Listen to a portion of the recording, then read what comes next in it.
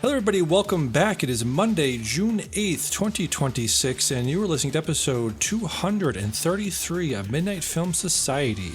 Your host, Damian Sherman. Joining me today, as always, is... Derick McDuff. On today's show, I have the power! This week, Derick and I will chat about the Travis Knight-directed He-Man, The Masters of the Universe. We'll also break down our favorite films of 2026 so far. I'll also cover all the movies I saw at the 2026 Berkshire International Film Festival. But before that, we'll go over some movie and TV news, discuss more about what we're watching, and finish up with our Letterboxd assignments. Right into the show, midnightfilmsociety@gmail.com, Midnight Film Pod on Instagram, Blue Sky, and Letterboxd. Subscribe on Pocket Cast, YouTube Podcast, and Spotify. Rate and review it on Apple Podcasts. Tell a friend, family member, and stranger. What's up, dude? How we doing? Doing well. Ready to go here. As I said to you before recording, I'm rolling in off of Clopen, so I'm just going on straight vibes right now. Straight vibes, yeah. It's going to be a little bit strange show, quick show. We got a lot of stuff to go over, so why don't we just get right into it? Let's go. Let's go. So, last couple of weeks have been an insane week for the movies. Insane week for horror. Insane week for Curry Barker, and for forget the Backrooms directors' names, but they have two movies out that have made Kane Parsons. Kane Parsons, thank you. Their two movies, Obsession and The Backrooms, have made more money than pretty much anything else out in the past 2 months, including a Star Wars movie, which is insane to say. We're really in a time we haven't seen in a very long time. I would say since, it's probably something since then, but Blair Witch territory and Paranormal Activity territory we're in right now, with just some very movies that have been made for very cheap relative to what movies are usually made for. Obsession was made for $750,000. I think Backrooms was a little bit more, maybe a couple million. A lot more. That's like these two get compared a lot, but I'm like, it's really, they're both indie movies, but one is like, here's an indie movie that was made for whatever scraps we had around. The other one is like, this has a guy who was in Doctor Strange and someone who was just nominated for an Academy Award. And the other one's like, the biggest actor in this is Conan O'Brien's friend doing a cameo. Yes, let me look it up real quick. I think I'll say, okay, it was made for, Backrooms was made for just under $10 million. So I have to imagine majority of that probably went to the two actors you're referencing, Renato Raitsev and Chiwetel Ejiofor. Probably got the majority of that budget, I would say. They probably got a good chunk of it. It does look a lot more. There's a lot more going on in that. There's a lot more practical effects and crazy set things that are happening in that movie that Obsession isn't necessarily doing. They're both indie movies, but I think they're in different categories for sure. Whereas one clearly has a bigger budget. And I will say also, they're probably both going to pass The Mandalorian and Grogu soon. They have not done it yet, but there are some interesting things happening with the box office, particularly with Obsession, that I would love to talk about.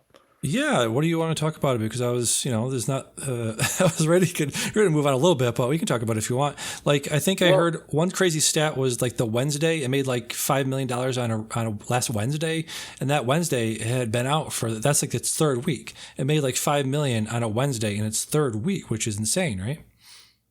Yeah, well, the really insane thing is, and I actually just wrote a piece about this over at Temple of Geek, but the insane thing is that, not counting holiday movies, because holiday movies tend to the box office is different, over Christmas things accumulate, but other than that, since 1982, Obsession is the first movie to ever have its second weekend make more than its first, and then its third weekend to make more than its second, where it went up week to week since E.T. Outside of the holiday bracket. That's the first time that's happened since Steven Spielberg's fucking E.T., which is holy shit. That is insanely impressive.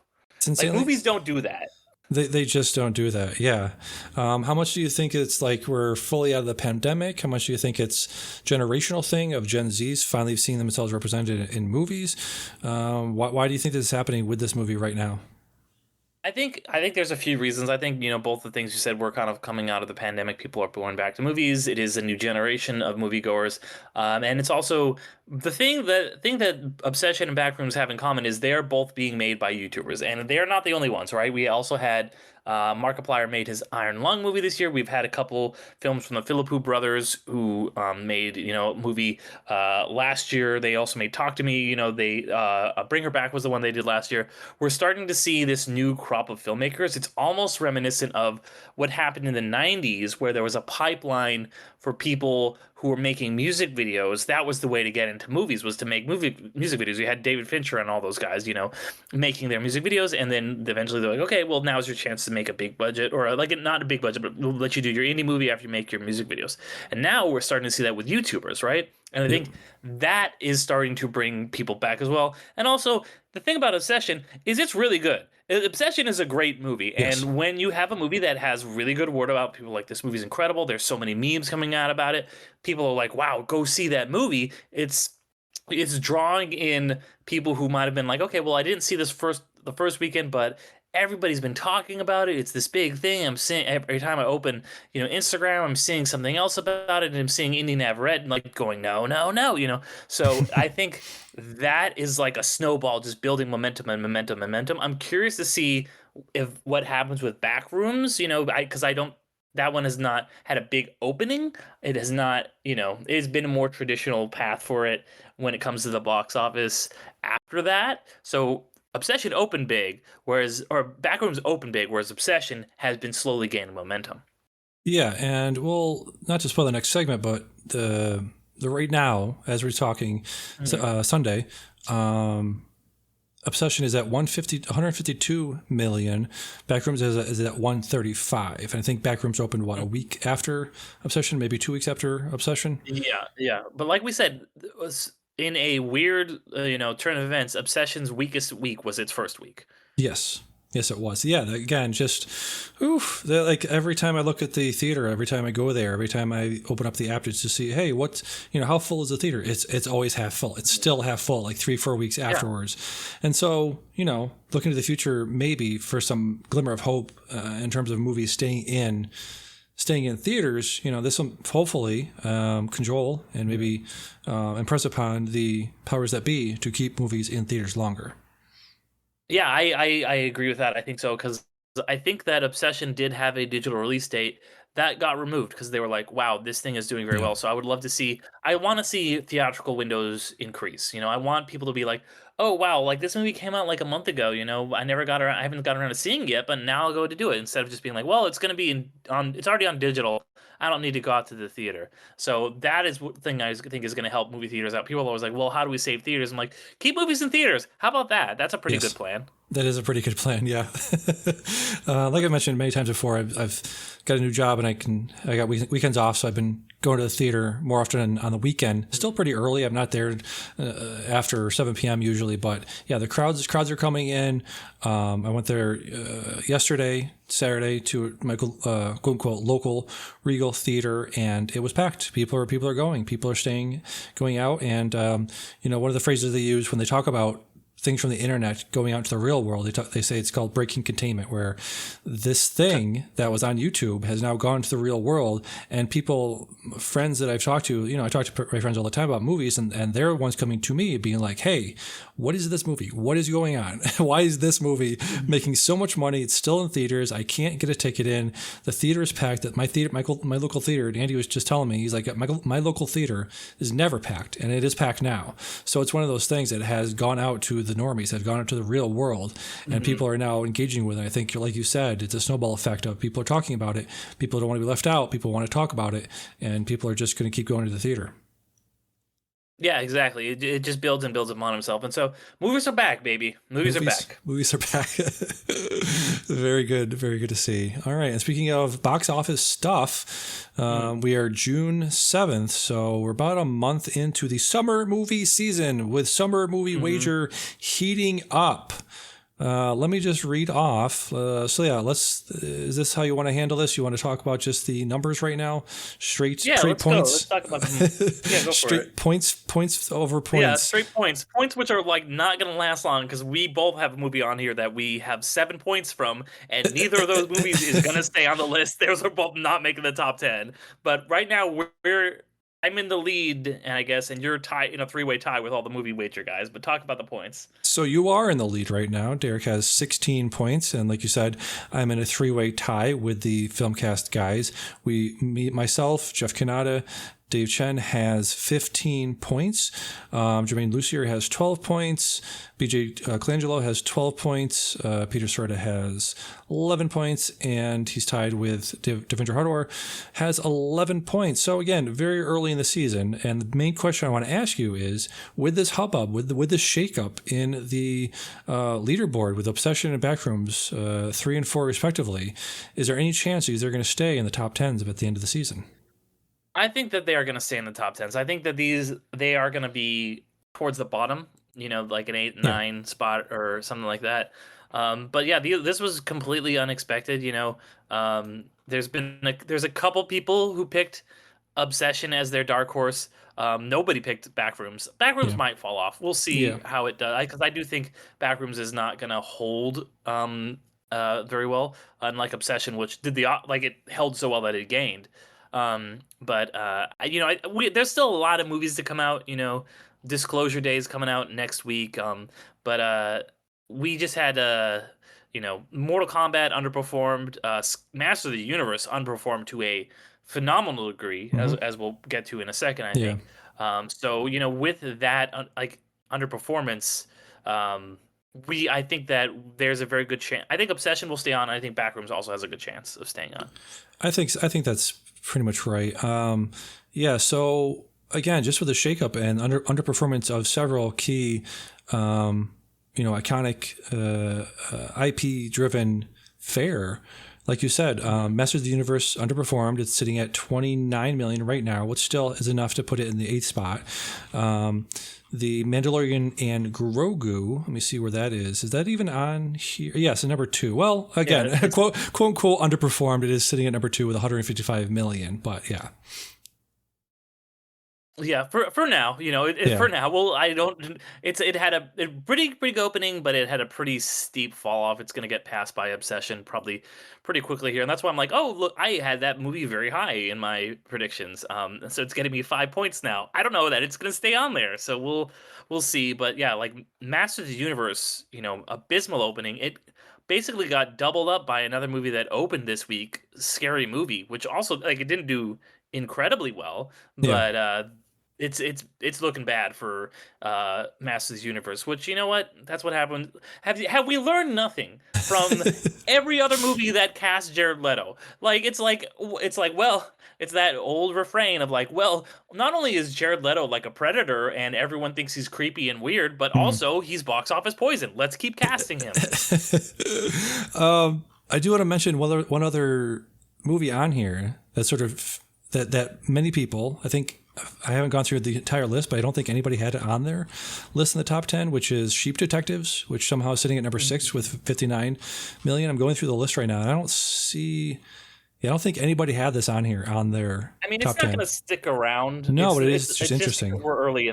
It's because we're so early in the summer. It did well for what it was, but it's not going to make the top 10 at the end of the summer. Spoilers for what we've been watching, but Sheep Detectives is the only film, I think, in theaters right now that I have not seen. So you're going to be the one doing the review for that one this week. All right. So anything else you want to mention about the summer movie wager and the box office as we sit here today? I mean, it's so early in the summer that there's always going to be some weirdness, it's like, oh, cool, I look like I'm doing well. I'm in first place, but that's because the movie that I had picked very highly is doing poorly, and it's sitting just up the top of the list in second spot right now until it eventually gets knocked off. Yes. All right. So that is some news, the news you need to know. Moving on, one thing I want to ask you before we get to what we've been watching. We got some pretty terrible people some terrible characters that we've seen so far this year. Let me ask you, Derek, who is the worst character you've seen in a film this year? Bear from Obsession or Rachel from the drama? I would say Bear from Obsession. Like, at least Rachel, you can. She's kind of relatable. Like, you understand her point of view. You feel bad for her. Bear just sucks, man. Bear is just like the Yeah. fucking worst. He's just like this incel fucking asshole who just kind of makes everything worse.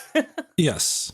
Like, Yes. he's just a horrible fucking person. He's terrible. Like, at least Rachel, it's like, okay, she almost did something awful, but she didn't. We already had the whole discussion about, Well, like, is she, like, how would you feel in that situation? But the bear just actively is awful. Like, he's just like, he has no redeeming qualities.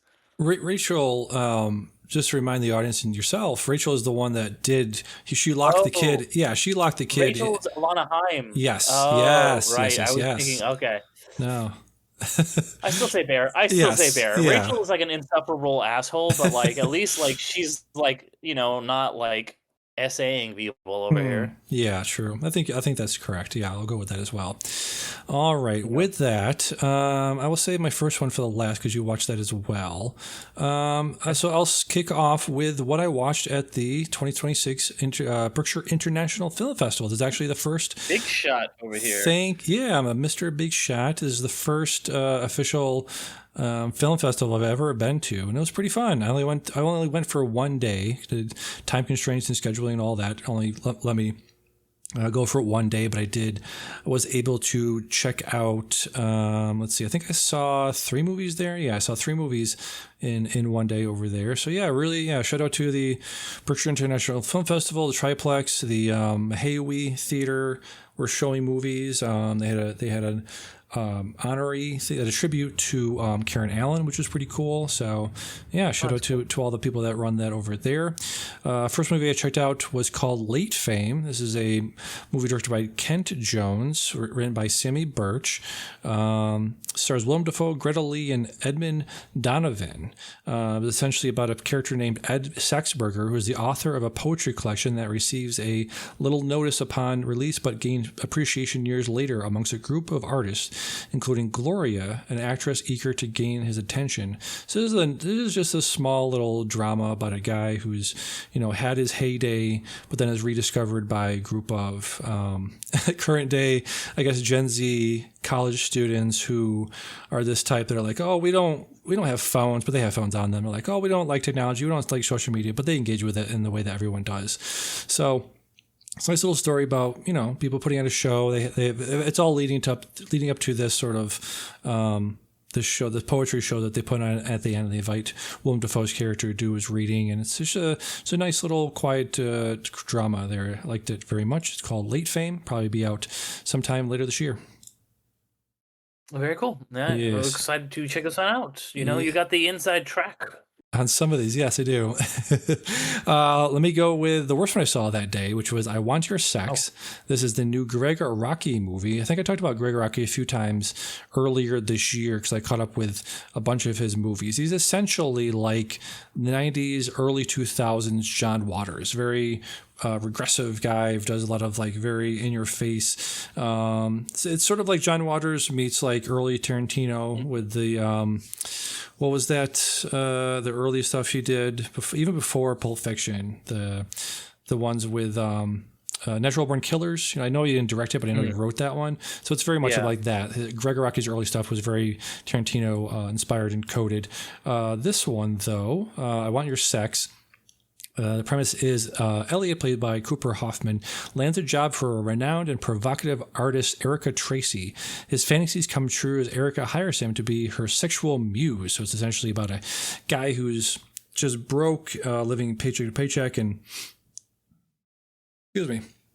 gets this opportunity to work for this woman who's, this modern day, like, oh, she's making posters and she's making art and she's, kind of telling on herself and being somewhat self-aware by saying, oh, all modern art's kind of bullshit. We're just doing this for the tax write-offs and tax avoidance, and we sell it to people who are terrible people, but we just take their money. So it's interesting that she's that self-aware, but it very much just quickly becomes her like, exploiting him for his labor and for his sex, and basically just being, what is that term? Just being this like, the boss that exploits him and just tells him, oh, you're going to have sex with me because I can, and you're going to do this for me and blah, blah, blah, blah, blah. Quickly devolves in many different ways. But yeah, this is kind of a weaker version of a movie I talked about earlier this year, or maybe even late last year, called What to Expect from Do Not Expect Too Much from the End of the World, which was this, I think it was a Romanian movie about a woman who works for a film crew making videos about people that have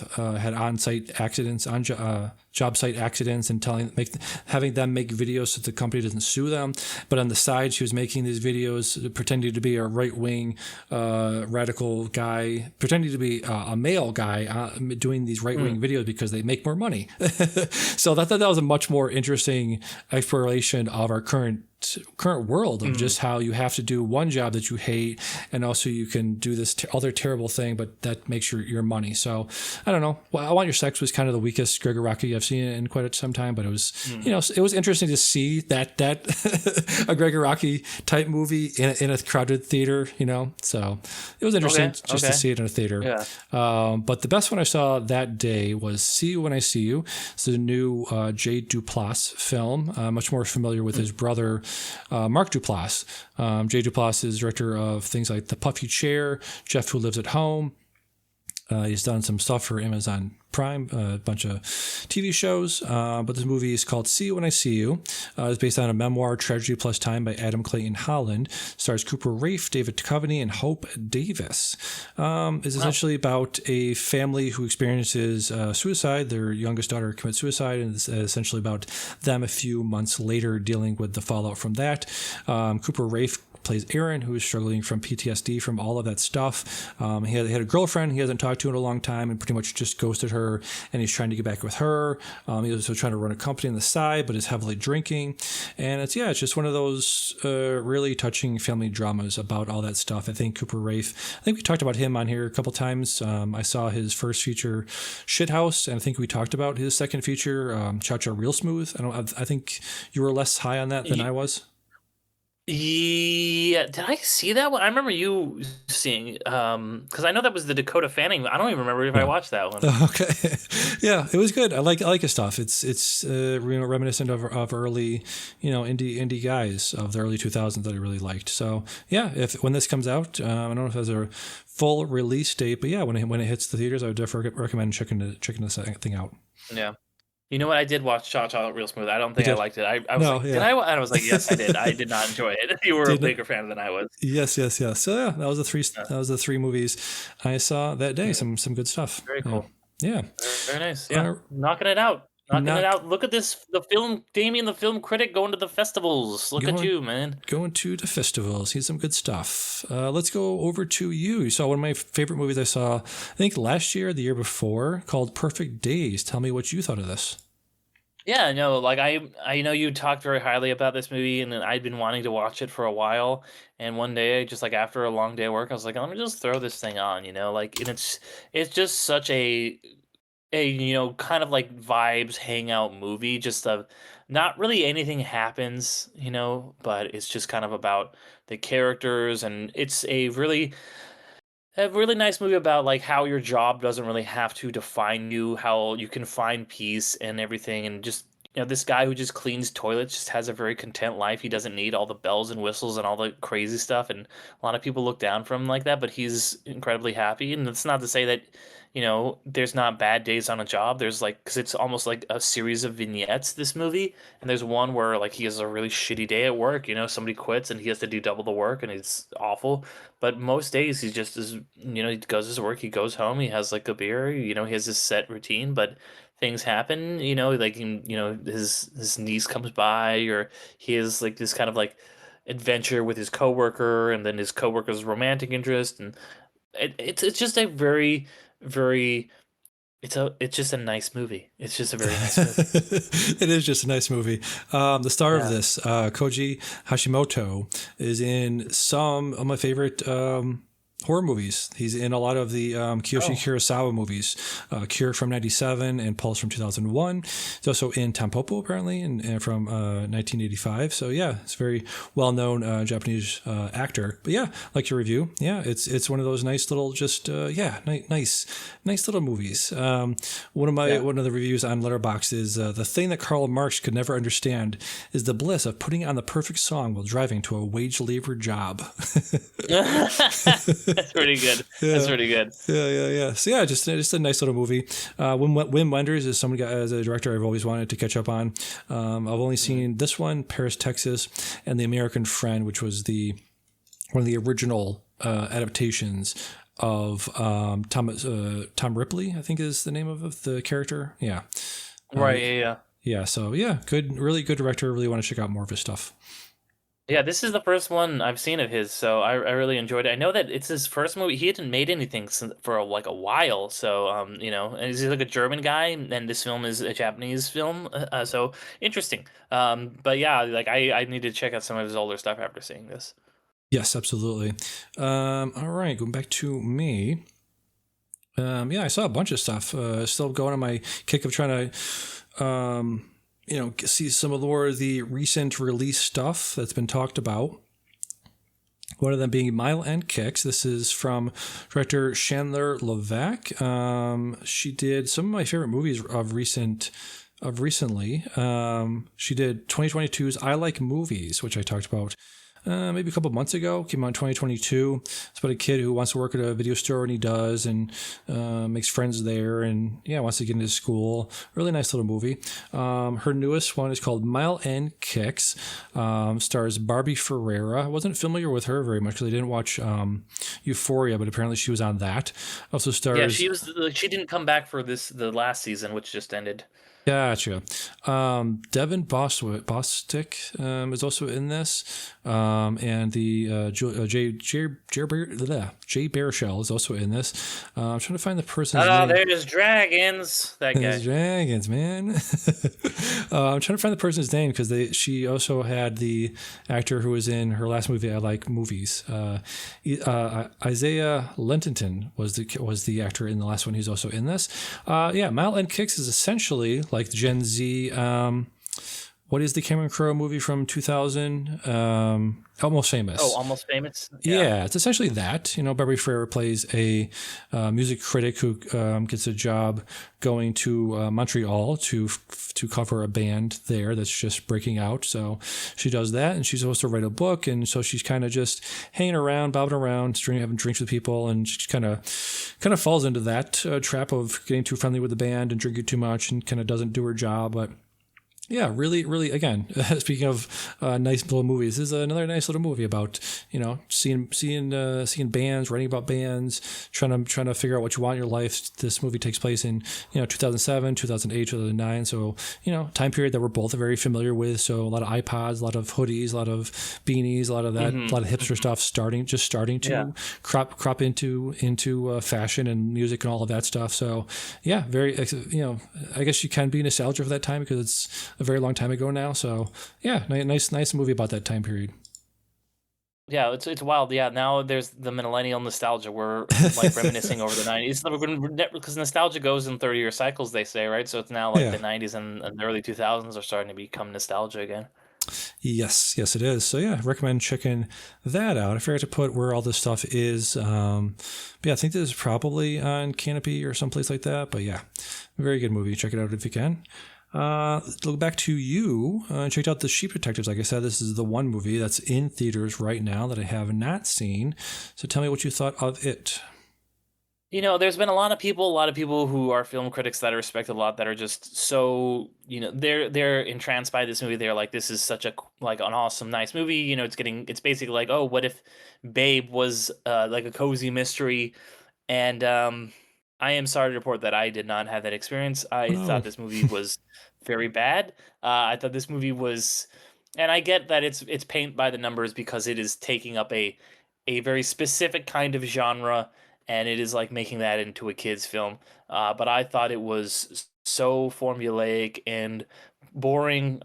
Some of the voice performances are good, but it's very it was very annoying. The talking animals just being like, it was just the lowest common denominator. It didn't have anything new or interesting to say. And I get it, it's a kids movie, right?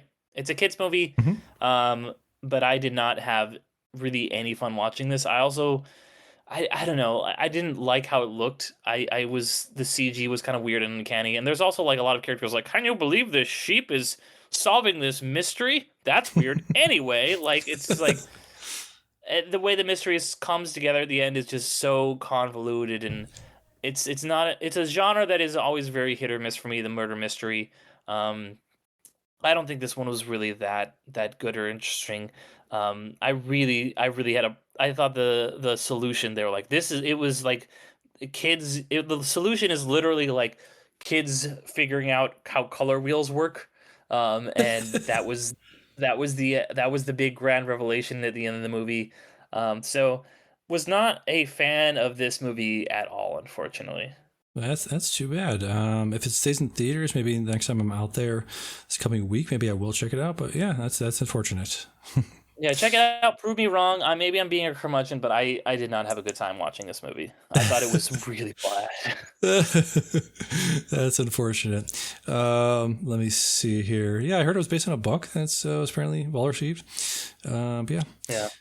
All right, back to me for a couple here. Yeah, just yesterday I popped into the theater, saw 3 films. I did a TikTok, doing more TikToks these days. They're pretty fun to actually to record and to edit and put out. So yeah, check me out over there in Midnight Film Pod on TikTok. First movie I saw that day was called Carolina Caroline. Speaking of directors I'm a huge fan of, that's doing a lot of recent work. Adam Ramier is a director who's past couple films I've championed a lot because I think there's some of the best out there that nobody has heard of or seen. In 2020, he directed a movie called Dinner in America, has Kyle Gardner in there as well. And then 2024 is Snack Shack, which I've mentioned so many times on this podcast. I'm sure people are sick of hearing about it, but it is really one of the best coming-of-age movies I've seen in a very long time. So he's back this year with Carolina Caroline. It is a Southern Gothic romantic crime thriller. It stars Samara Weaving and Kyle Gardner from Dinner in America and many other things. It is essentially a Bonnie and Clyde, so two guys, man and a woman, meet up and start robbing some banks, and it is essentially that, but it's a very good one of those. Kyle Gardner and Samara Weaving had amazing chemistry together, and I think it's just a really well made one of those. So if it's playing near you, which there was only one showing in my theater, so I assume it's one of those that's not well distributed right now, but if it is playing near you want to check out something like that, then highly recommend Carolina Caroline. All right. Yeah. I mean, I'll have to see if it's playing near me. Yeah. I'll skip the next one because that is our review of the week. I should put those in a separate bin. Next up, I have Power Ballad. This is the newest from John Carney, director of Once and many other things. People love Once. I think it's still his best movie. But he also directed Begin Again, which I have yet to see. Sing Street is probably my second favorite of his from 2016. Checked out Flora and Son from 2023, which is not, it's a really well-made movie. Like it's probably, the top 10% of movies I saw that year, but it's compared to his other stuff, not that strong. But I did see Power Ballad, stars Paul Rudd and Nick Jonas. The synopsis, it's about Paul Rudd plays a guy who is in a wedding band, and he happens upon the big pop star of the day, played by Nick Jonas, not playing himself, playing a fake pop star, but they run into each other after the show and start jamming, and they unbeknownst to Paul Rudd's character, Nick Jonas, likes one of the songs, and he writes and records it and puts it out. And Paul Rudd's like, "Hey, we did that together. What the hell?" So the rest of the movie is about him trying to reconnect with him and say, "Hey, we wrote that together. What happened, man?" So yeah, really nice. Again, this week is the theme of the week is nice little movies, nice adult fare. You can do a lot worse than Power Ballad. Okay, yeah, I mean, I'm a big John Carney fan. I haven't seen Flora and Son, but I've seen all his other films. I mean, he basically makes movies that are like not musicals, but they're like music films, about musicians. Obviously, Once is incredible. Sing Street, covered on Underrated. So he like I love all of his stuff. So I'm seeing this one tomorrow night. Um, really looking forward to it. Love John Carney. Yeah. All right. Let's circle back. Let's talk about power. Let's talk about Backrooms. So is Backrooms is not the review of the week then? Backrooms is Okay, not the all review right. of the week. No. All right. No, we're saving that one. So let's do Backrooms. Derek, were you familiar at all with this idea, with the creepypasta, with this aesthetic, this stuff? Yeah, I mean, tangentially, I knew about the Backrooms. Didn't know all of the lore and everything, but I knew that like, ooh, I knew that there was this thing about like, like you said, the creepypasta, which is essentially our modern day, you know, um, like mythology or like, kind of cult stories, and how it kind of like existed on the internet and grew and grew and grew. And Kane Parsons made all these videos and stuff. So I knew a little bit about it, not a ton, but enough to know to be like, all right, I'm very interested in this concept in this movie. Yeah, I'm essentially in the same boat there. I've been aware of it. I've been aware of creepypastas. I've read quite a few of them, actually, some of the longer form ones. There's actually one, I don't know, I know you're a Zelda guy. You've played Majora's Yes. Mask. Yes, Majora's Mask is my favorite video game of all time. Oh, wow. Yeah, And so I know about the no clipping thing and no yeah. clipping into the Backrooms of reality. Yeah, there's a really, I don't know if it's famous, but it's one I remember reading and having an effect on me is one about a cursed copy of Majora's Mask. So Yes. Yeah.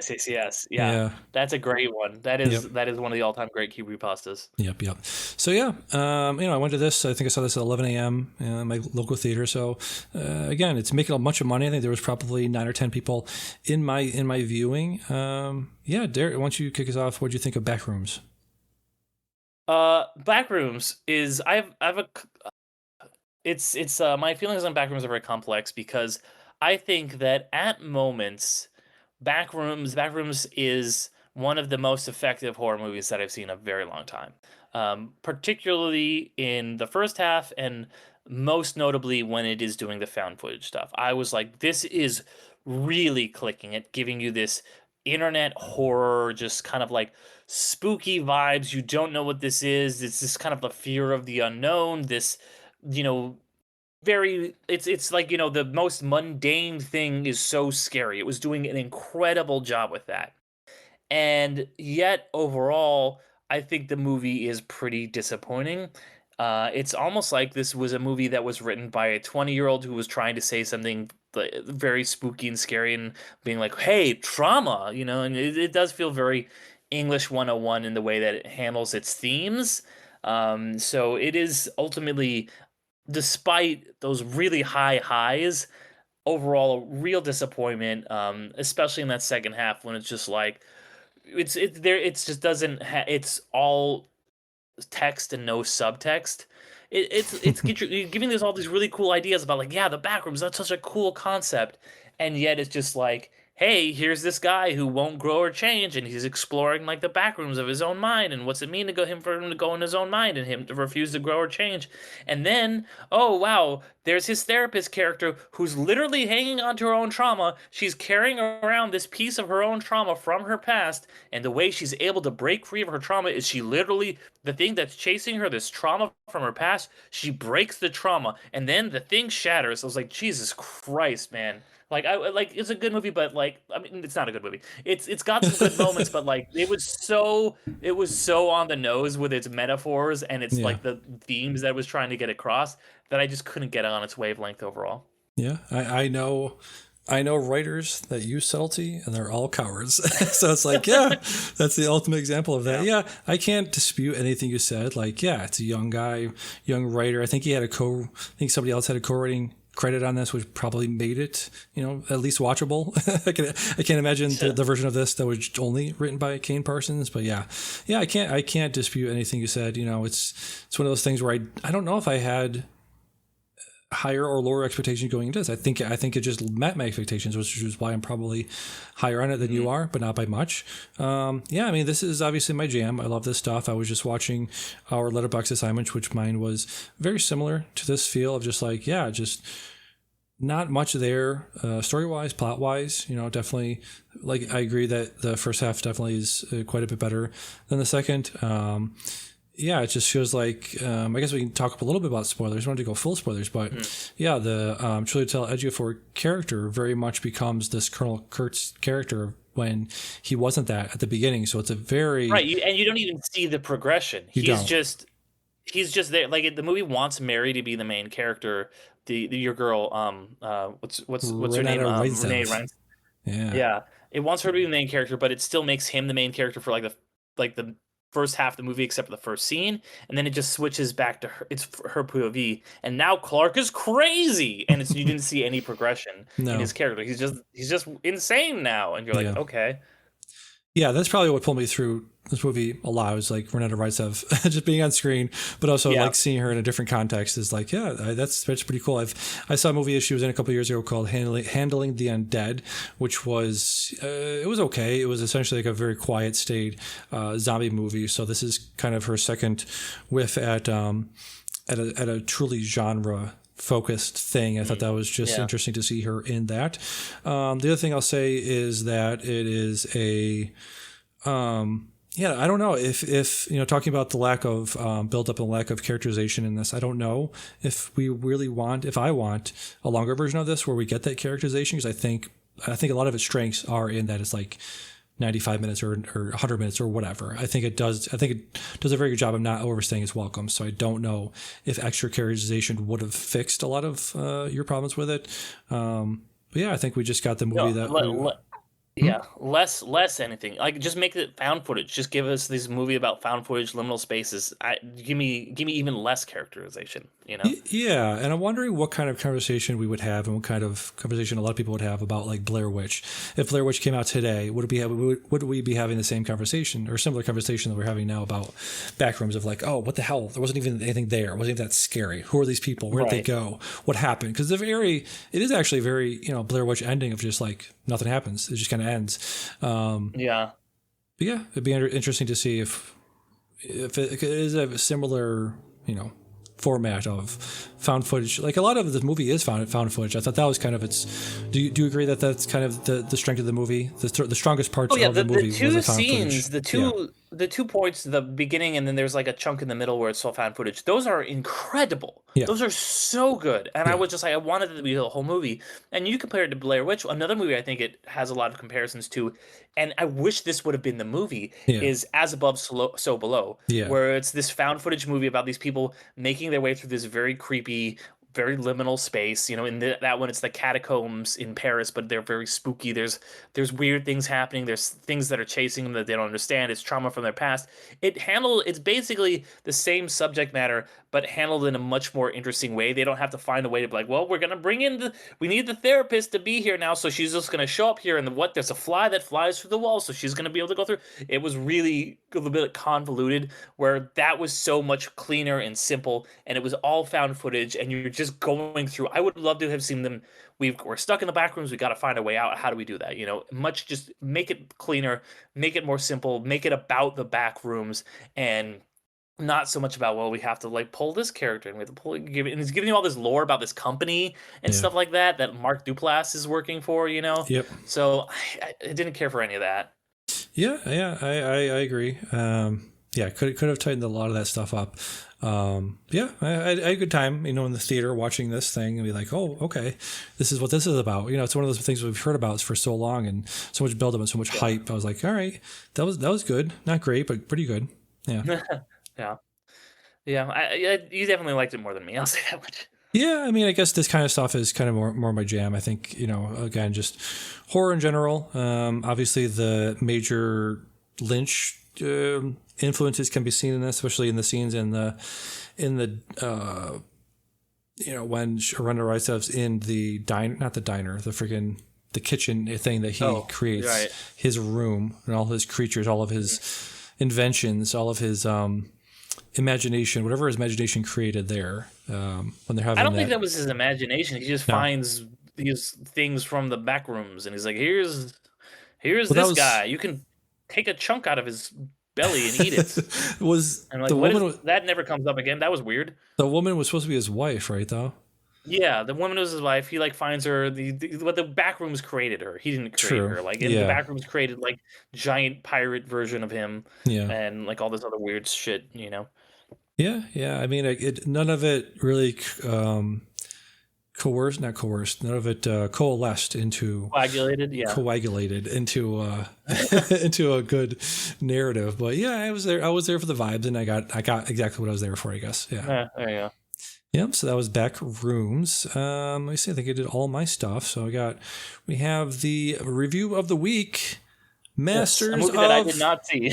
Oh, you didn't see it? Oh. No, that's why I thought Backrooms was going to be our review of the Okay. week. Okay. All right. That makes sense.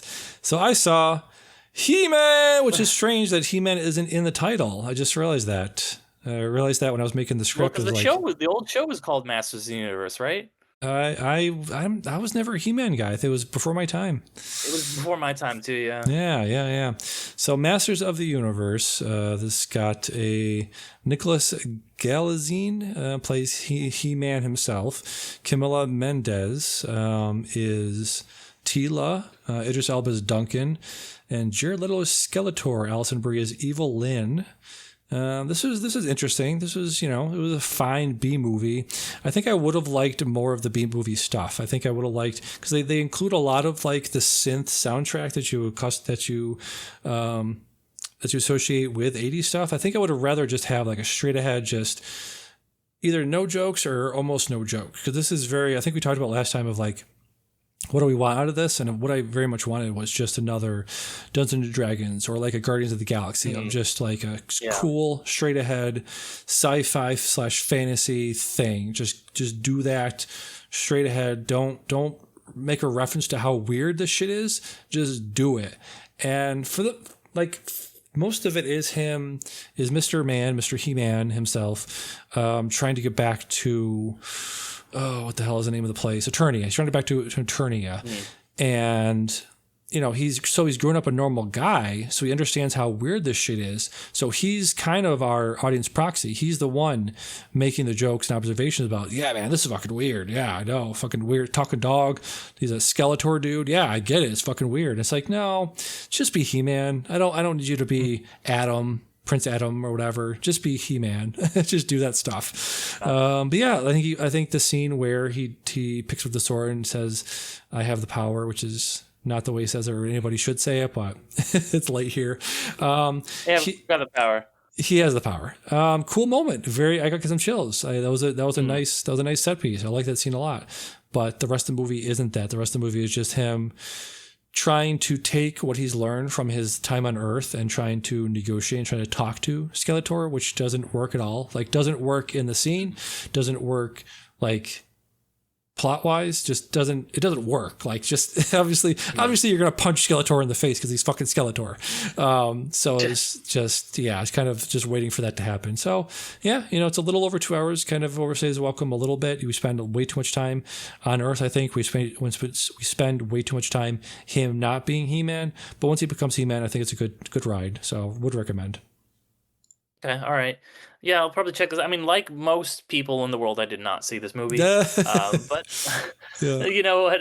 Maybe I'll have to check this one out. Yeah. All right. So with that, let's get to our best stuff of the year so far. So let me just go through how I made my list, because I like to talk about how I made lists. I went through my list, found all the movies I saw this year. None of the movies I saw really have that weird, like, maybe a 2026, maybe 2025. I have them on here. I have a list. My entire list is 32 movies. So 32 movies technically came out this year. There's some that, debuted at a film festival like late last year, kind of made their US debut this year, but none of them are in my top 10. So none that we really have to dispute or anything. So yeah, Derick, how'd your list making go this time? Yeah, I just kind of looked at what I had seen this year, and like there's always the ones that are like, oh, is this like a 2025 or 2026 movie, and yeah, there's at least one on my list that technically came out in 2025 by Letterboxd standards, but that means it just got released in like a film festival, and it's actually a 2026 movie. So just kind of like was like, what was the best stuff that I saw that was a new movie, and then ranked them. There was three right away that I was like, I know are going to be at the top of the list, and then I had to, choose from the last two. Were a little bit harder to, not hard, but there was the ones I actually had to like search for. I already knew what three were going to be. Yeah. Just looking over my list, and I do think we have a little bit of a we could have a dispute about like, hey, you saw this at a film festival, so you shouldn't be able to put that on there. But I so I'll just mention that when I get to it. Derek, why don't you kick us off? What's your number 10 movie? Or sorry, what did you want to do? 10. I don't know if you wanted to. Do you want to do 5? You want to do 5, right? You asked me, and I said I got 5. I don't. I mean, I could. Got a strong. I got 5. a strong 5. I could maybe do 7 or 8. But like I did make a top 10. Yeah. But like I don't think that there's 10 really strong ones for me at this point. Okay. Apologies. Derek, what's your number 5 film of 2026 so far? My number 5 movie is just I love a weird ass movie from a director who's just got his own vision, and that is David Lowery to a T, and his movie where it's like, this movie is about Lady Gaga and the fashion industry and also ghosts, and you're like, okay, let's go for that. I mean we talked about it recently, so I'm not going to go too much into it, but this is a movie that really deals with trauma in an interesting and unique way, right? Unlike what we had just talked about, this is a movie where the trauma is handled in a way where it is visualized in a unique matter. It is about these two characters. It is about this connection between them that is both traumatic but beautiful at the same time, and the way that it is this literal ghost fashion pop star movie, and it just, most of the movie is just the two of them talking to each other. You're getting flashbacks. It's one of those movies where halfway through you're like, wait, there's no dudes in this movie. That's an interesting choice. So it is one of the most unique movies I've seen in a long time. One of the most visually interesting and movies I've seen in a long time. One of the best scripts. Just like the dialogue in this thing is pinpoint, like specific and accurate, and really, really great. And as long as you're like, wait, is this a metaphor or is this really happening? I thought I had such a good time watching this. I had a good time as well. So I made a couple lists today because I finished up with not David Lowery, Peter Weir. They just finished up the Peter Weir marathon, so I checked out The Way Back, and I made my list for David Lowery films that I've seen. I kind of just made it, put it out there, and texted somebody like, "Hey, you didn't actually think about this." I'm like, "Shit, you're right." So I had to redo that. So again, just with this list, I kind of saw a lot of stuff recently, so I very much didn't think about this. So when I say I put Mother Mary at 18, I could probably move it around. It could probably be higher, but that's where it is right now for me. Okay, gotcha. Mm-hmm. Well, what about you? What's your number 5? My number 5, I guess, I got to move stuff around. I got to think about this, but right now, my number 5 is Project Hail Mary. A lot of this stuff, I just had a good time with the theater, and this is probably one of my favorite movies I saw in the theater this year. Phil Lord, Chris Miller, great. They do a lot of funny stuff. They do a lot of heartfelt stuff. I think Ryan Gosling is the best vessel for that. He does heart. He does comedy. He does action very well. So, yeah, a lot of the stuff that's going to be on my list, especially in the bottom 5 that I'll mention later. Just a good time at the theater, and that's one of the best times I had at the theater this year. Nice. It's another nice movie, like we've been talking about. It is nice. It is actually a nice movie. You're right. Yeah. Hopecore. Hopecore, exactly. All right, what is your number 4? My number 4 is not a nice movie. It is definitely not Hopecore. There's a couple movies that came out in recent months that are about relationships and about like how fucked up they are. And of course, we talked about Obsession. Obsession is not my pick though. My pick is The Drama. My number 4 as well. Robert Pattinson. Oh, there we go. Lined up. Robert Pattinson, Zendaya.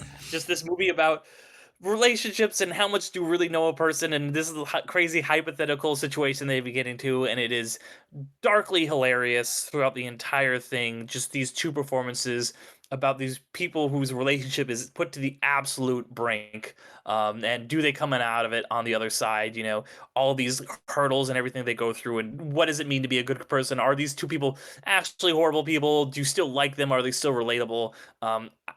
I really really had a good time with this. It's one of those movies where it's like, yeah, can you really do this concept for 90 plus minutes? 100, I guess it's 106 minutes. The runtime is officially. I love this. I would love to see some of these actors get some recognition at the end of the year. I don't think that'll happen, but right now this movie is one, like Obsession, that after I saw it, I just could not stop thinking about it for days and days and days. But why is it your number four?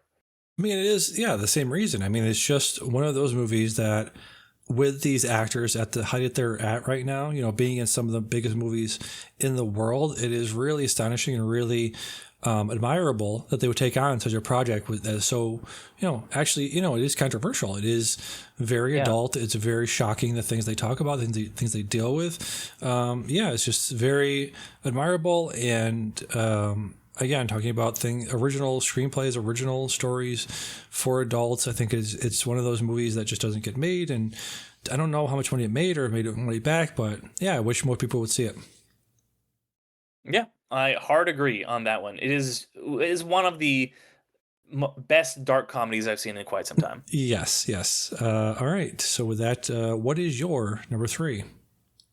My number three is a weird, quirky movie. It's almost like this year's Hundreds of Beavers, and that is Nirvana, the band, the show, the movie, with Matt Johnson and Jamie Carroll. This insane movie that it's crazy that this thing even exists. This madcap of movie that is like riffing on Back to the Future. It's just, but it's like also just this long running joke that these guys have basically, this inside joke that these two guys have been doing since like 2008 essentially. The fact that they're like pulling from that old footage there, this thing it's from just like a filmmaking standpoint, this is such a unique movie. Like nothing else is really like this. And they were able to craft this and make like the segments where they go back in time and do all this stuff. It's so funny. And it's just like this ultimate meta joke that builds on itself over and over and over again. But it's also just great movie about friendship between these two guys. I love Matt Johnson. I was a huge fan of Blackberry. Was, I think, my number two movie the year it came out. I'm very excited for his upcoming Anthony Bourdain biopic, Yep. Tony, which Yep. is going to be coming out later in the year. So yeah, this one really surprised me with just once again, it's kind of another hopecore movie. Like you wouldn't think it looking at it, because it is just so ridiculous and goofy, and it has all these like insane Canadian sensibilities. The where it's just like almost like the Canadian imports that you would get as kids that you would see on Nickelodeon, like Pete and Pete and stuff like that. It has that same kind of vibe, that same kind of weird, off the wall, quirky humor to it. Yeah, wholeheartedly agree. I'll be talking about this movie later, or unless you want to talk, unless you Oh want me to talk about it now. no! Let's No. hold it off. Let's hold off. Yeah. Okay, I'll hold it off. My number three is the one, or it's one you kind of alluded to in that you talked about. Oh, this is a movie about strange relationships. My number. What are we on? Three. Yep. My number three is Obsession. Yep. Curry Barker's Obsession, tearing up the charts, making all the monies. 1,000 articles, 1,000 think pieces being written about this right now. Yeah, I don't know what's more. What's the verdict on Cat? The verdict on Cat. The cat? Her being the cat?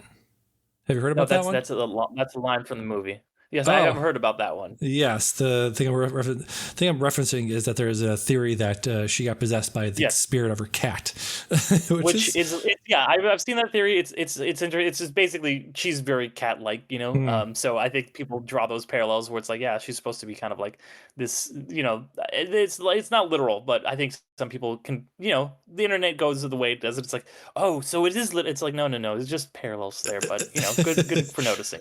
Yeah. Just really, it's so well made, so well shot, really well acted. I think, people are saying that she deserves an Oscar. Yes, she deserves an Oscar. She's not going to get an Oscar. She's not going to get nominated. But yes, absolutely, she deserves all the praise and all the awards. Yeah, there's so many good actors in this, so many good shots, a lot of good. I think it does a very good job of balancing the amount of jump scares, the amount of like tension and building. I thought there was the scenes in the bedroom at night where she's standing in the corner, some of the scariest stuff I've seen in a very long time. Curry has talked about his influence and his love for Hereditary. I see that in those scenes, in the shadow work of her standing in the corner of the room. I thought that was very Toni Collette coded. I just can't sing this thing's praises enough. It's one of the best horror movies this year. This is one of the best horror movies in the last 10 years.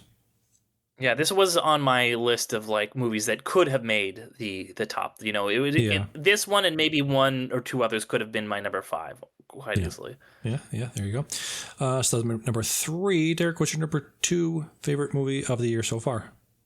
My number 2 movie of the year so far is one of the first movies I had seen this year, and that is 28 Years Later, The Bone Temple. This is just one of the gnarliest, best, fun, ridiculous, intense times that I've had at a theater. It's a movie that I watched it, a few times in the theaters. I'm gonna have to watch it again soon. In preparation for this, I rewatched that scene towards the end with the Mark of the Beast song playing the Iron Maiden. You talk about somebody who should win an Oscar. Ray Fiennes needs to, who should have won an Oscar at least 3 or 4 times over. God, he needs to win. He should win an Oscar for this movie. It is such even though it's so dark, it is also weirdly hopeful. It is a very optimistic movie. It's about about these characters who are in the face of like ultimate nihilism, and the way they respond to that, I think, is beautiful.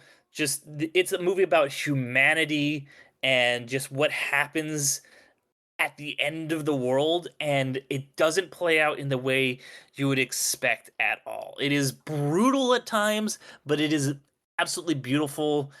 I was going to say at other times, but often at the same time. It is often these things that are grisly things that are happening very quickly are followed by moments of just absolutely like reaffirming your faith in humanity after just destroying it. So I'm a huge fan of Nia DaCosta. Was really glad to see her take on this franchise. Just one of my favorite horror films in quite a while. This is a franchise that I've always kind of thought was cool, but it really took it to its absolute best possible option here. Yeah, very well said. It's a very good year for horror. I think this is one of those that kind of got forgotten about a little bit. I hope we don't forget about it at the end of the year. But yeah, just 2026 is going to go down as one of the best years in horror in such a very long time. It's really impressive that this kind of came out less than a year later after the first one, right? 28 years later. About 6 months after the first one, which the first one I was like, they're doing some interesting stuff there. Yeah. I didn't like a lot of the filmmaking, and this one, it really pays off a lot of what is set up in that first one / third one in really great ways. And it does also have like a great stinger, great ending, and one of my favorite scenes of just two people just talking in any movie. Yes, absolutely. Yep. So that was 28 years. The Bone Temple. All right, that was your number 2 of the year. My number 2. A lot of stuff. A lot of the stuff is recent release. See, Drama came out a little while ago. This one just came out a couple weeks ago. My number 2 is I Love Boosters, the Boots Riley film from a couple weeks ago. Yeah, this is, like I said, this is the Everything Everywhere All at Once of this year, but instead of being about family and about bonding and about sort of forgiving yourself and about martial arts and all that weird stuff, this is about labor exploitation and exploitation of the fashion industry, the fast fashion industry, and about people making their own stuff. And yeah, this is the most original, crazy, insane movie you'll see this year. Just some of the most insane music, acting, choreography, cinematography, all of that stuff. So yeah, if this is playing near you and that sounds like something that's up your alley, cannot recommend this thing enough. I mean, It seemed interesting to me from the trailers, but after hearing your recommendation, I'm definitely gonna have to watch it, especially before we do our year-end list. Yeah, absolutely. So that was my number 2. Derek, what's your number 1 movie of the year so far? So yeah, my number one, I assume yours is one that had already appeared on the opposite list, and my number one is Project Hail Mary for all of the reasons that you said. It is just this Hope Corps movie. It is Phil Lord and Chris Miller at their best, just absolutely firing on all cylinders with Ryan Gosling, who feels like the perfect match for them. But it is this movie that we needed at this moment about just hope, and it's about friendship and about creativity, and it's about scientific discovery and the discovery that comes from not just working on your own, but finding someone else that you truly trust and work together with in a beautiful way. And there's just so many incredible cinematic shots. I saw this thing in IMAX twice. The second time I actually got to see it in true IMAX in 70 millimeter, which was one of the best experiences I've had at a movie theater in who knows how long. But just the relationship between Grace and Rocky. This movie about it really makes you, in a time when science is being just doubted, right? In a time when it's just like, yeah, well, we don't need to believe. Like, it's just about the power of collaboration, of people coming together for a common goal, for a common good. There's like maybe a moment of like, oh, it's a scary alien, but then that quickly dissipates into like these two beings who could not be more different, finding a way to communicate and to form this really deep bond, a bond that he never had on Earth. And it's just it's so utterly beautiful. It is the epitome of Hope Core. Absolutely. Yeah. Very well said. All Thank you. right. Yeah. My number 1 was your number 5, right? My number three. Number 3. Yes. If I'm tracking this correctly. Yes. My number 1 favorite movie of 2026 so far is Nirvana, the band, the show, the movie. Yeah. You said a lot of the stuff that I agree with.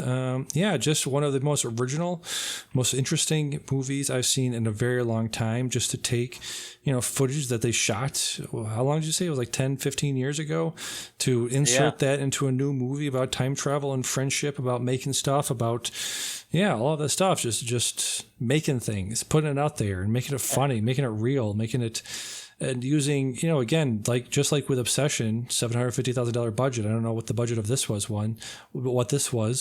but it couldn't have been much more. And just that inventiveness, I think, is really something. Talking about Hope Core coming from Project Hail Mary. I think this in a meta way, is Hope Core of original things being made by tenacious people with not a lot of money, being better than what the studios are putting out right now. And I think, it's a massive sea change. I think 2026 will be known as a year of some really great horror. It'll also be the year of a massive sea change of these YouTubers, of guys like this putting out stuff in a very inventive way and making some incredible stuff. So I'm very hopeful for the future just because of this and because of Obsession and because of Backrooms. Yeah, I mean, these guys aren't like, Obsession and Backrooms where they got YouTube and then they got a movie deal out of it. Matt Johnson's road was a lot, longer than that, but he did still start on YouTube. Like, Nirvana, before it was Nirvana, the show was like, the YouTube series, and then he got a show, and then he had some success with BlackBerry, and because of that, he was allowed to make this movie. Yep. And I love how just they were like, throughout the whole movie, they're like, it's incredible this thing got made. Like, if you're watching this in the theater, like, thank your lucky stars. I love all the in jokes that exist in this thing. Like the fact that they were like, oh, they were shooting like actual like news footage and they just like put that into the movie. There's one of the most creatively made movies you'll ever see. Yes, absolutely. So that was our top 5 best things we saw this year so far. You mentioned you had a couple of honorable mentions. Why don't you give me a couple of those and I'll give you 15 more. Okay, yeah. So I mean, The ones I had on my list that really could have made it were Exit 8. I thought that would that you Oh know you yeah, want to yeah, talk yeah, about like yeah. liminal core spaces. I think that movie really nailed that vibe of just kind of this weird, repetitive, like Backrooms feel that you're just kind of like walking through. That movie absolutely nailed it. Obsession, of course, like I already alluded to. Then Iron Lung, from another YouTuber, Markiplier, really great. And then just to round it out, give you two more. I thought Yeah. Send Help was a lot of fun, Yep. and then just to make it an even 10, I'll say Palestine 36, which is a movie that I had some issues with. I didn't think it was, the most, like, the characters are basically cardboard cutouts, but it's about a really important time period and something that doesn't get talked about enough. And there's some good stuff in that for sure that was very moving to me. Yes. So you mentioned Exit 8. They talked about that and paired it with Backrooms on Film Spotting this week. So because of that recommendation and yours, I would definitely check it out. So let me just let me do the top. Let me start with 15. I'll go through All right. some of them here. Send Help, I think you mentioned, as one of the best horror things this year and one of the best times at the theater this year. I have Power Ballad at 14, just a recency bias there. 13, I have Backrooms. 12, I have Caroline.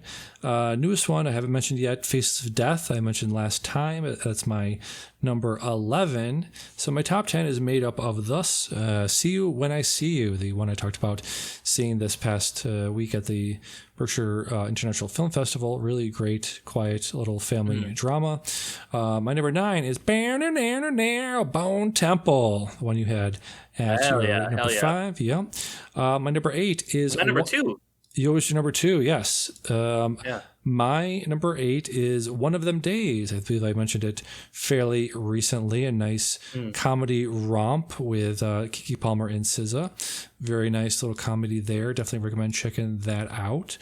Let's see. My number 7 is Mike and Nick and Alice. Again, another action comedy. Very good, very, very good action comedy that's been out for the last couple of months. I think you can check that out on Hulu. And I'll finish out my list with my number 6, which was Good Luck, Have Fun, Don't Die. No, you weren't a big fan of this at all. Yeah, I liked it. Fine, Yeah, I didn't hate it, I guess. Yeah. Funny sci-fi. Gore, I just like to see Gore Verbinski making a movie. Sam Rockwell is always fun to see in the theater. Haley Lou Richardson was fun in that movie. Yeah, nice. Not nice. It's a crazy, funny, violent thing. But yeah, good. Another good original thing out there. So yeah, I think we have a nice spread here of nice, quiet, somber things, but also some really fucked up stuff. Yeah, exactly. It's a good catch-all. Catch-all, exactly. So that was our best stuff of the year so far. Right into midnightfilmpod@gmail.com with your favorite stuff you've seen this year. So with that, let's get to our Letterboxd assignments. I did check out my assignment right before we hopped on the mics here called Angel Dust. Let me pull this up.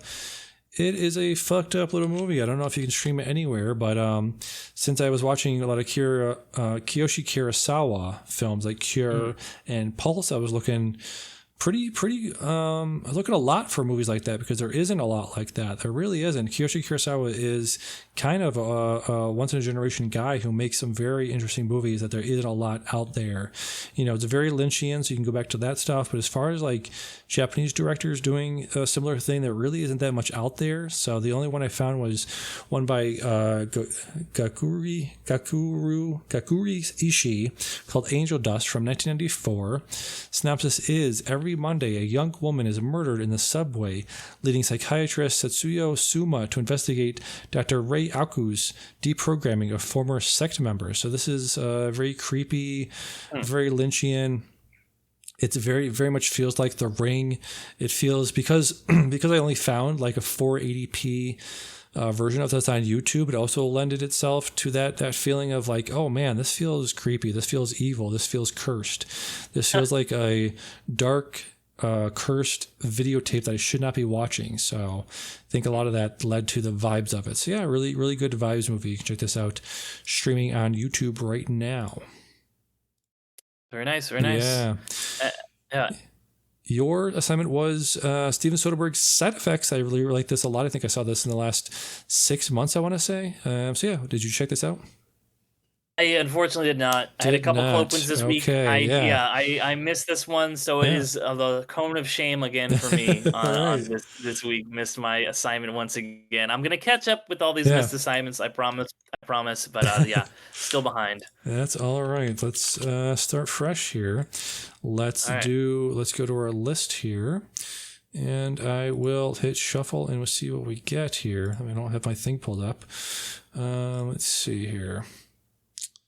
Go to my list here and I'll hit shuffle, see what I get. Let's see. I get Tourist Trap. Got a couple horror things I left on my watch list. From 1979, directed by David Schmoller. It's got a 3.1 on Letterboxd. All right, I'll be checking that out for next time. Synopsis is, after their car breaks down, a group of young travelers find themselves stranded at a roadside museum ran by the enigmatic Mr. Slauson, is populated by his collection of lifelike wax mannequins. Interesting. So it's kind of like what was that movie? House of Wax. House of Wax, yeah, with Paris Hilton. Yeah, which is a remake of some old 40s movie. It was, yeah. All right, so we'll be checking that out for next time. Derick, hit shuffle over there. Let me know what you get. And boom, boom, I got Speak No Evil. Okay. A Dutch movie. I don't even know why I have this on my Letterboxd watch list, but it's a Dutch horror film. So I guess that's what I'm watching. So I'll report back and let you know. I have literally no idea why I put this one on my watch list. Really, really fucked up. It's one of the most coming from me. You'll know that when I say it's one of the most fucked up horror movies I've ever seen. That means something. Yeah. All right. So maybe I put this on my list because of your recommendation. Who knows? Yeah. Let me know what you think of that. All right. Really well made. Has a really good tension and the vibe. It's one of those where I won't say anything about the plot itself, but it's one of those that are a couple meets another couple and the other couple is sort of acting weird and doing weird things, but it's one of those where you don't want to be impolite, so you kind of let things start going. They did the remake of this? There was the American remake of this recently? They did, yes. And it looked bad. It looked really bad. I heard the remake was very bad, yes. So that'll be what we're checking out for next time. And for next time, we got some heavy hitters coming down the pike here. Following week, this coming Friday, Steven Spielberg, old Steven Spieley, coming out with his new one, Disclosure Day. Emily Blunt, Joshua Connor, Colin Firth. Very excited for this, right? Yeah, no, I'm very excited for this. It was on my most anticipated of the year list. Steven Spielberg making a movie about aliens, that usually works out pretty well. So very excited for this one. Let's fucking go, as they say. That's what they say. That's what they say. With that, we also have another, speaking of fucked up movies, movie directed by the same director as, I think it was another action movie that I liked quite a bit. Let's see. No, he didn't direct it. Okay. He directed a movie called Twilight of the Warriors Walled In, which I haven't seen it, but I know Richard Hardware on the Filmcast sung its praises, so I really want to check this out. But his new movie is called The Furious. Should be some really fucked up action, choreography, some really nice death scenes in that. The following, but not the fast. Not the fast. What's that? It's the Furious. The fast. Yeah, the Furious without the fast. Exactly. Yes. Very good. 10 comedy points for you, sir. Thank you. Following week, June 19th, we have a film called The Death of Robin Hood. Seems like Logan Part 2. Because it's got Hugh Jackman in it, which is why I said that. Oh, all right. Or Cheap Detectives Part 2. You never know. Yeah, it could be. Let me see. So this directed by Michael Sarnowski, who I've heard that name before. What did this person? Oh, yes, he did Pig in 2021. Also did Quiet Place Day 1 in 2024. So big fan of his. So definitely be checking that out that week. Okay. And the same week, we have Andrew Stanton back with Toy Story 5. Looks interesting. Yeah, I mean, hey, you know what? They've made 4 Toy Story movies, and I've liked all of them. So who knows? Let's this was also on my most anticipated of the year list. So we'll see how this one goes. I'm cautious. I'm hopeful about this movie. As am I. As am I. That same week again, the horror. It don't stop. It never stops. It's back. It ain't stopping. It ain't stopping. We have a movie called Leviticus, which I don't have for some reason. When I put the link in there, it linked to the book of Leviticus. So let me pull up from the Bible. From the Bible, that thing. Yeah. This movie is directed by Adrian Chiarella, stars Joe Bird and Stacey Clausen. The synopsis is: 2 boys must escape a violent entity that takes the form of the person they desire the most, each other. So that should be interesting. Spooky, scary. Spooky dooky. All right, let's do some plug-in. Medium Substack is kind of quiet these days, but what isn't quiet is my TikTok, making a bunch of them. I make them pretty much every time I go out to the theater, so go to Midnight Film Pod on TikTok to check all that stuff out. Midnight Film Pod on Letterboxd. My Letterboxd is poppin'. I am 21 away from 2,600 followers. Go to Midnight Film Pod on YouTube to subscribe to that. Go to Spotify for podcasters. And I'm still Punk Trash on the Hey Riddle, Blank Check, and Letterboxd Discords. Derick, what you got to plug? My plug is the Underrated Movie Podcast, where we discuss films that are underrated, underappreciated, and under the radar. I am in the middle of doing a mini-series about unreleased movies, so movies that were either never made available, were made available, but then are not available any longer. They're not able to find, or even things that we got a version of them, but the director was fired halfway through. We never got to see their version. Stuff like that. So I've already covered the unreleased Fantastic Four. I've covered The Fall, which was not available to buy or stream for quite some time. And next up I'm going to be talking about Bandersnatch, the interactive film that was on Netflix that was taken off Netflix. So had a lot of fun talking about those. There's going to be more stuff in the future. You can also find more of my stuff at underratedmoviepodcast.com, where I do other podcasts like Infinity Stones and Dragon Bones, where I talk about Marvel. And I also just started writing for Temple of Geek, so you can see some of my stuff by going over to templeofgeek.com and checking out my articles there. Very cool. Yeah, Lost Media is something I'm very interested in. I've gotten into physical media quite a bit in the last couple of years, and I think there's quite a few, not just on Netflix, but I think HBO has canceled a lot of their stuff without making that stuff physically available. I'm thinking of the Raised by Wolves. I know was canceled and didn't have a physical release. I think a lot of their short run series. What's the one I'm thinking of that we both liked a lot with Carrie Coon, The Leftovers. I don't know if it had a physical release, but I know a lot of their stuff just it gets canceled.